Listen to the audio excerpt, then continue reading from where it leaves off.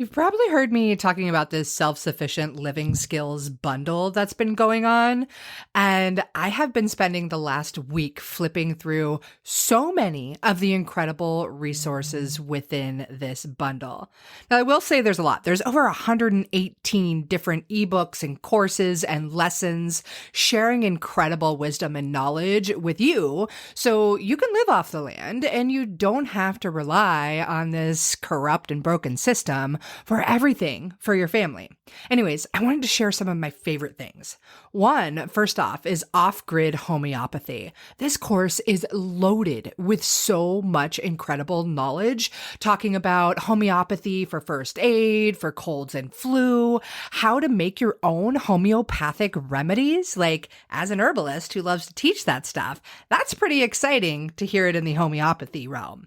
There's also some incredible fermentation guides, so many other amazing herbal recipes and food recipes, and how to make your own sourdough bread, how to do your own organic gardening and canning of all of your foods. Really, there is so much. And yes, I know. I've talked about it a ton, but this entire bundle is only $50 right now until Sunday, March 24th. I'm sharing my herbal first aid skills, which is a course that's $47 on its own. I'm sharing recipes that I used when I got my products into REI for herbal first aid kits and so much more. You'll have to check it out. I'm serious. Like, you can absolutely change your life with this bundle. So there is a link in the show notes for you, and I hope you check it out. I hope you take advantage. Don't worry, you don't have to go through everything right away. You can access everything for up to a year. Once you're in the course or have the download, it's yours for life. It is a steal of a deal. Okay, self-sufficient living skills bundle in the links for you. Did you get hit by all those wild winter storms? Did you get the unexpected or insane amounts of snow and ice? If you did and you weren't ready for that kind of scene, you definitely want to tune into this episode, because I'm going to talk about some of my favorite ways that you can use herbs to keep you warm during a wild, crazy winter snowstorm. Welcome to the Herbalist's Path, where we're on a mission to inspire a movement where there's an herbalist in every home. Again, with your host, clinical herbalist Melissa Mutterspaugh. Hey, Herbalist Path friends. I hope that you have found a way to stay nice and warm and cozy as all of these wild winter storms flow through our country. Actually, this past weekend, I had about 21 inches of snow come to my yard, and I'm so grateful. I actually live up on Mount Hood, which we're used to snow. We thrive upon snow sports and the ski industry here, but I'm a little bit of a lower elevation than the ski areas, and we don't get that much snow that often. But it was the most light and fluffy and beautiful snow, and I had so much fun playing in it with my 7-year-old daughter. I mean, from snowboards to snowmen to sledding to just jumping off the edges of rocks into big piles of fluff. It was awesome. But, aftermath and the fact that the city closest to me, Portland, Oregon, and all of the surrounding areas got immense amounts of ice, and the power went out, and the internet went out, and the water went out, and our cell service went out, and all the things went out, and it throws people for a loop. And I'm really fortunate that I'm pretty well prepared to live without power and live off grid if that's what need be. So it's kind of an exciting time for me. But I know for a lot of you out there, it's not quite so exciting, and it becomes really stressful and really cold and scary and all those kinds of things. And when you're in Texas and you're getting snowstorms and you have no power for days, I can imagine that is so unfun. So I just really wanted to come on and share with you some of my favorite tips on how you can keep warm during a winter snowstorm. And yeah, you can totally use herbs to help you with that. Herbs are amazing, especially the common culinary ones that you use to cook with in your kitchen cabinet.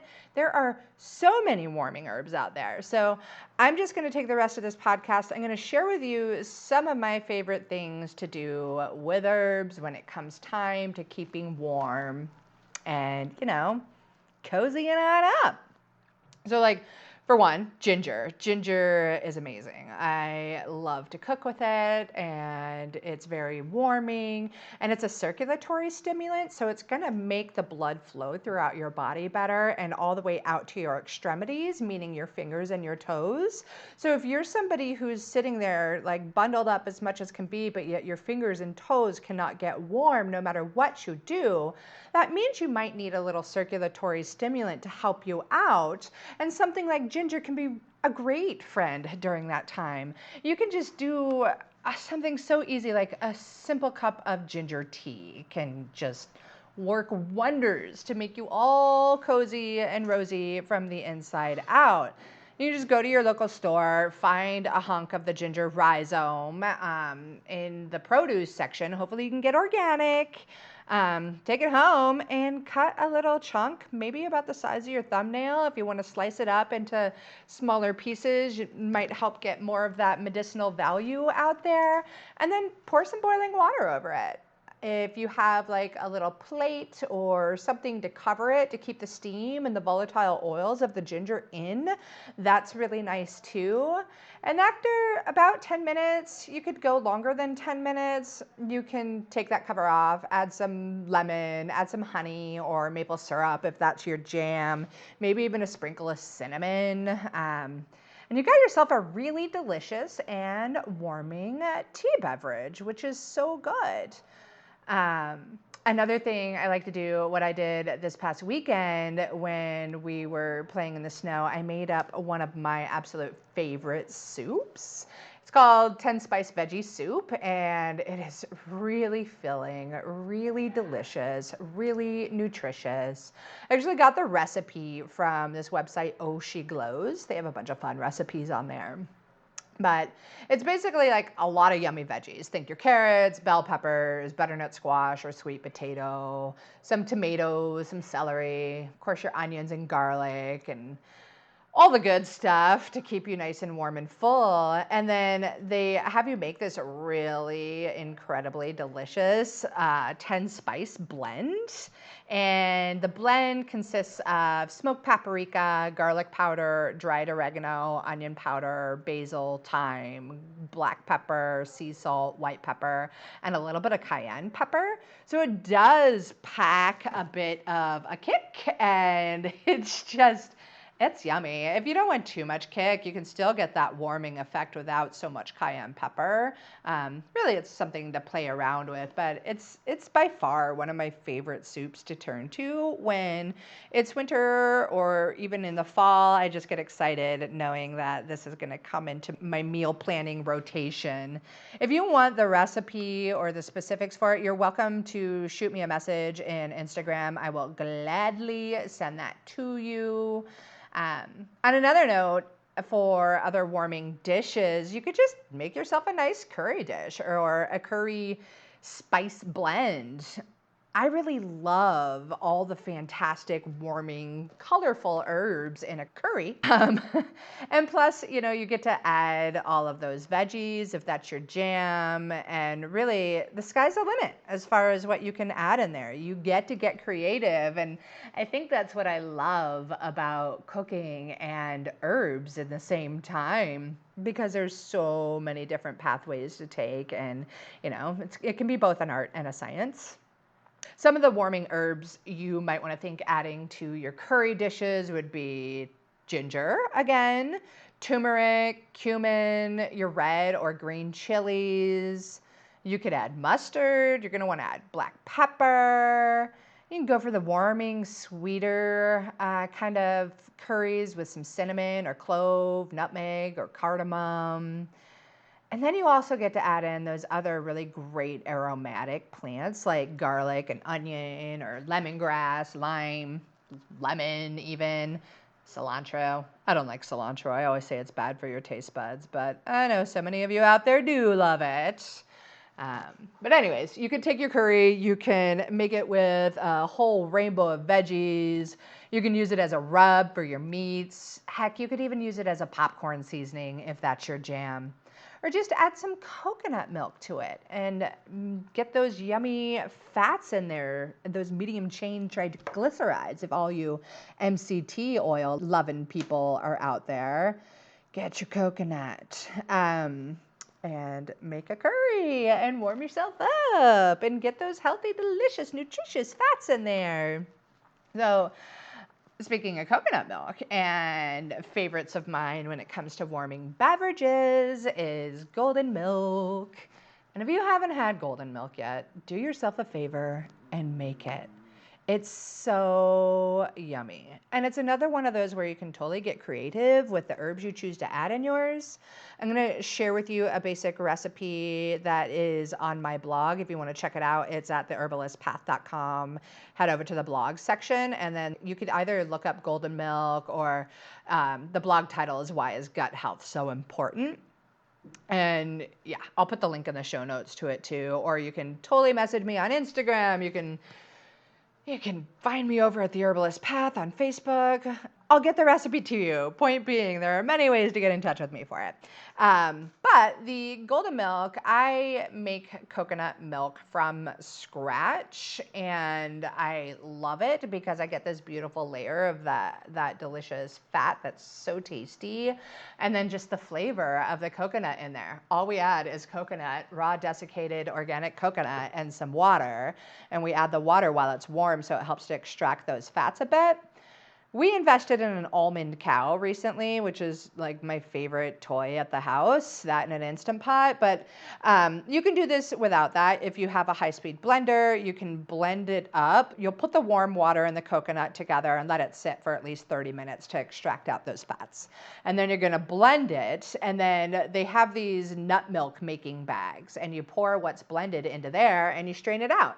But anyways, that's how I make coconut milk. I do it with the almond cow these days. You can do it without the almond cow. It's totally worth it. Or, if you're not up for that and you just want to get whatever kind of milk you like, stellar. Do that. And then you're going to want to take about 1 cinnamon stick. You're going to do 1 chunk of fresh turmeric, or about 1 inch of it when I say a chunk. Or you could do a 1/2 teaspoon of dried turmeric. You're going to do a chunk of ginger. You don't need to peel it because you're going to strain this out later, but you can thinly slice it. You can do about 1 tablespoon of honey or maple syrup, whichever one is your preference. And you can add 1 tablespoon of virgin coconut oil, 1/4 teaspoon of whole black peppercorns, 2 whole cloves. And then as a garnish, you can do like a dash of the ground cinnamon. So if you've got a mortar or pestle, you could take that and you could crush your peppercorns, your cloves, and your cardamom pods, which I forgot to tell you about. You're just going to take like 3 or 4 cardamom pods. And you can mash those together just to get them broken open and more of the surface area to be absorbed. And then you're going to pour your milk into a saucepan. You're going to simmer it on low, minus the honey. Simmer it with those other spices and ingredients I talked about for about 5 to 10 minutes, and then add your sweetener if that's your jam, and enjoy.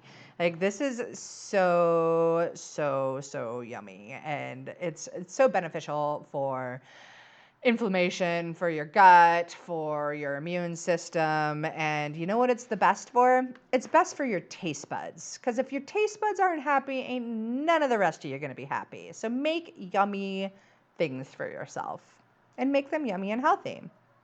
So speaking of yummy and healthy, my daughter doesn't always want to try my golden milk. Sometimes she just wants hot cocoa. And great news is that you can totally have hot cocoa that is not laden with all kinds of sugar and who knows what the heck else. And it can be totally delicious and really, really warming when you're freezing your tushy off. The secret to making it a healthy, hot cocoa is in buying organic raw cacao powder, CACAO, not Swiss Miss, not COCOA. You went cacao, cacao, CACAO, because it's rich in flavonoids. And it's been shown to be really beneficial for a huge range of health issues, including your cardiovascular health, helping to reduce inflammation throughout your entire body. It's also really rich in fiber, so it's going to be beneficial for your digestive health as well. And if you want to dive deeper into the health benefits of chocolate, two great friends of mine, two naturopathic physicians in the Portland, Oregon area just did a whole webinar on the health benefits of chocolate. It was my friend Dr. Orna Isaacson and my friend Dr. Melissa Berry. Melissa Berry owns the best chocolate company ever. She owns a company called Missionary Chocolates, and they're all vegan chocolates. She uses a ton of herbs in there, gets really creative, and they are just seriously amazing chocolates that you don't have to feel so guilty about. And then Dr. Orna is just a wealth of fantastic information. She has a lot of knowledge to share with you on her website, drorna.net. You can totally sign up for her newsletters there. I'll link to them in the show notes. She does all kinds of fantastic workshops, and she's just a wealth of knowledge, and she can talk about how you can use chocolate and not feel the guilt about it, which, what a heck of a bonus that is, right? Anyway, on to the hot cocoa, because really, who doesn't want to know how to make healthy hot cocoa? So I use that homemade coconut milk I already talked about, and I do about 2 cups of that. And then I add 2 heaping tablespoons of organic raw cacao powder. I let that simmer for 5 minutes or so, maybe 10, and then I add some maple syrup. You could start with about a tablespoon. If you want it sweeter, add more. If you want the more bitter flavors, take out the maple syrup. You can use honey if you want. It's really up to you. It's kind of like a hot cocoa. You do you, how you like it. And that's the basics of my hot cocoa recipe. And it's so yummy and filling and nourishing. But if you really want to increase the warming effects of this super yummy beverage, then sprinkle a little cinnamon in there. Maybe toss a cinnamon stick or some cinnamon chunks when you're simmering it. I caution you on the cinnamon powder because when you mix that in a beverage, it can get really kind of sludgy at the bottom. But the cool thing about adding the cinnamon in there is it gets the blood moving to those fingers and toes to get you all warmed up so you're not just frozen like an icicle. It's a really great circulatory stimulant, and it adds an extra touch of warmth, especially if you're making this hot cocoa for your kiddos like I did all weekend. Cinnamon is really warming, but it's not so hot. So speaking of so hot, I also love to add cayenne into my hot cocoa. And yeah, like I just said, it's a super hot herb, so you do want to be careful, but it also does a phenomenal job of warming you from the inside out, really boosting that circulation, getting those fingers and toes warmed up, right? Because that's what we're trying to do right now. Just be careful because, you don't want to make your hot cocoa so hot that you can't eat it or drink it. Then you're just not going to be so stoked on it and it's not going to work. But since we were quickly talking about cayenne, and I know a lot of you out there are without power and electricity and have been for many days, I do have another really cool tip that I love to use when it comes to playing out in the snow and wintertime fun or not so fun in some of your situations, but that doesn't require any cooking or electricity for those of you that are without electricity. So you could try putting a bit of cayenne pepper powder in your socks down by your toesies. And if you're really careful and you promise to wash your hands super duper well, you could also put the cayenne powder into your mittens. But I do need to caution you again and make sure that you do the hand washing part, because you don't want to get cayenne in your eye. You don't want to get cayenne in your nose. And you sure as heck don't want to get cayenne into all your other special pretty parts, if you catch what I'm saying. But back to the cayenne. And why the heck would you put cayenne in your socks, and why would you put it in your mittens? Well, because it does a great job of bringing more of that blood flow to the fingers and the toes, and to get you nice and warm and cozy, toesy, and rosy. And with the weather that we're all going through across this whole freaking country right now, who the heck doesn't want that, right? Oh, I do have one more great suggestion. So if all that snow shoveling and body shivering has got your body all achy and painy and your muscles are all sore, you could also totally try out my Bobcat Balm. It's a really amazing salve that I created for helping to ease those body aches and pains and the sore muscles, things like that. And it definitely features cayenne in it, so you know it's bringing that circulation to the area as it simultaneously works to ease those body aches and pains. And as a bonus for tuning into this podcast today, you can totally get 15% off Bobcat Balm right now over at mountainmells.com, and you could just use the code THP15 when you're checking out, and you could get some Bobcat Balm for that sore, achy, winter-abused body of yours. Yeah. Anyways, I figured I'd pop on. I'd share with you, since, I'm pretty good at living in the snow, and I know a lot of you may not be. I figured it could be really helpful to pop on here and just share some tips and information on what you can do and how you can use herbs to keep yourself warm during a mighty winter storm. Cool. So I hope that some of these tips have really helped you. I know that a lot of you are going through winter wild storms that you're not used to. I live up on a mountain. I love to play in the snow. I know that's not everybody's favorite love, but I do also have some really great tips on keeping warm when you are cold. And I figured I'd try and help out. You can use plants and you can use herbs to make that happen. Just as a reminder, if you do want some of the recipes I talked about, feel free to DM me on the old Instagram, or you can definitely hop over and join us at the Herbalist Path Facebook group. And if you want to go a bit deeper on some of the herbs that you can use to really warm you from the inside out, I did just do a podcast back in January. It's called Herbs to Warm Your Digestive Fire. Tune in. I go into a lot more detail on some of the medicinal benefits of some of the herbs and what that all means, but it might leave you feeling a little hungry in the end. So that's my fair warning then. Anyways, until next time, I really hope you stay warm, you bring on the warming herbs, and get yourself some snuggle time in if you can. And thank you so much for tuning in to another episode of The Herbalist Path. Take care of yourself so you can take care of each other.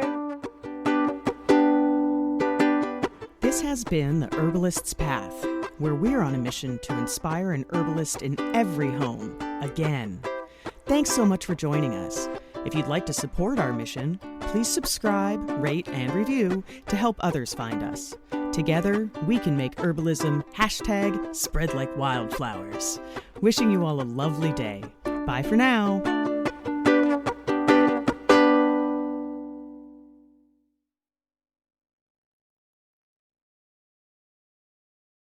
It has been so much fun and so, joyous watching all of my medicinal plant friends popping up in my garden, from the Ella Campaign to the Comfrey and the Arnica. I love seeing these friends pop up. And if you are still trying to decide what to grow in your medicinal herb garden, you've got to grab my guide. It's all about the most essential herbs that every mom should know and should grow. So I teach you how to grow them and the many different ways that you can use them. If you want to grab the guide, go ahead. It's free, and I'm pretty sure you're going to get a lot of delight and use out of it. And there's a link to it in the show notes. I'm wishing you tons of happy medicine planting.